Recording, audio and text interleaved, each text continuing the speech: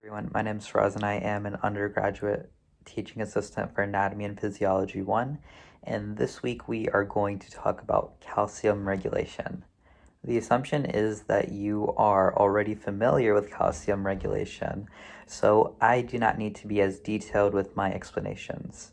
In fact, I am going to approach this video a little bit differently. I am going to keep anatomy information minimal. So for this video, I'm going to talk about 2 ways to learn calcium regulation.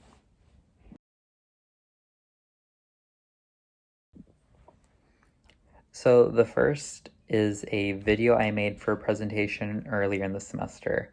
I wanted to develop this video and go more in depth, but this is a good way to switch things up.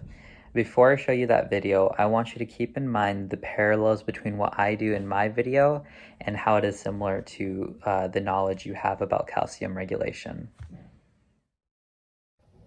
So this week we are talking about calcium regulation. You know what else is similar to the amount of calcium in our blood? This, the amount of clothes I'm wearing. Let's say that this is the normal amount of clothes I'm wearing. We got a long sleeve, we got pants.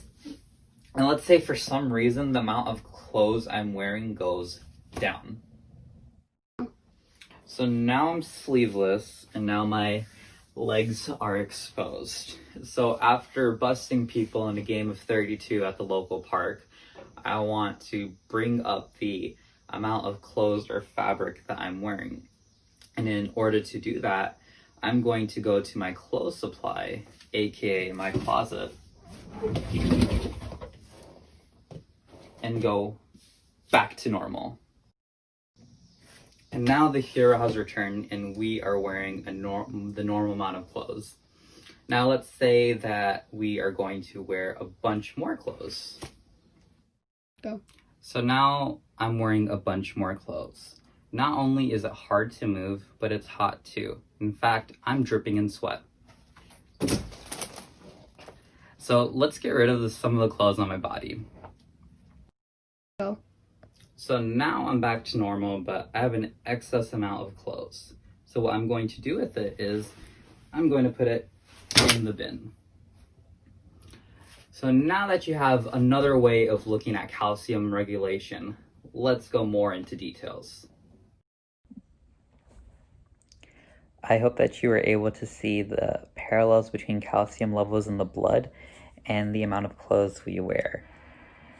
I didn't go in depth too much with that video, so an exercise for the viewers at home could be trying to go more in depth with my clothes example. So another way of looking at calcium regulation is this.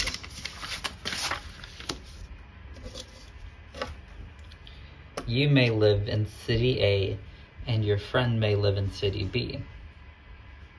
Both of you are meeting to go at UIC. So you living in city A, you might take the bus, you might take the train, you might even take a plane. You might do different tasks such as going to Walgreens and filling up your Ventra, or going to the gas station to purchase some food. You might, along the way of trying to go to UIC, you might also meet other people, other characters. On the other hand, person B might take a plane, might take a boat, he might even fly.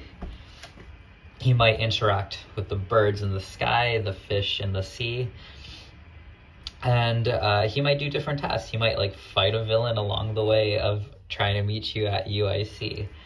My point is, this is similar to calcium regulation because if we have a high level of calcium in the blood, we do different things in the body to lower that level of calcium in the blood. And on the flip side, if the levels of calcium in the blood is really low, we are going to do different things in order to increase that level of calcium in the blood to a normal range. So with this sort of example, this sort of application, you can think of different ways. You can think of going to UIC as the same as achieving that normal level of calcium in the blood.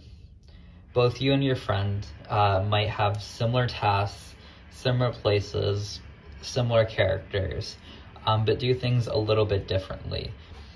So with this sort of exercise, it's really testing your understanding and application of the material. And this is also sort of fun.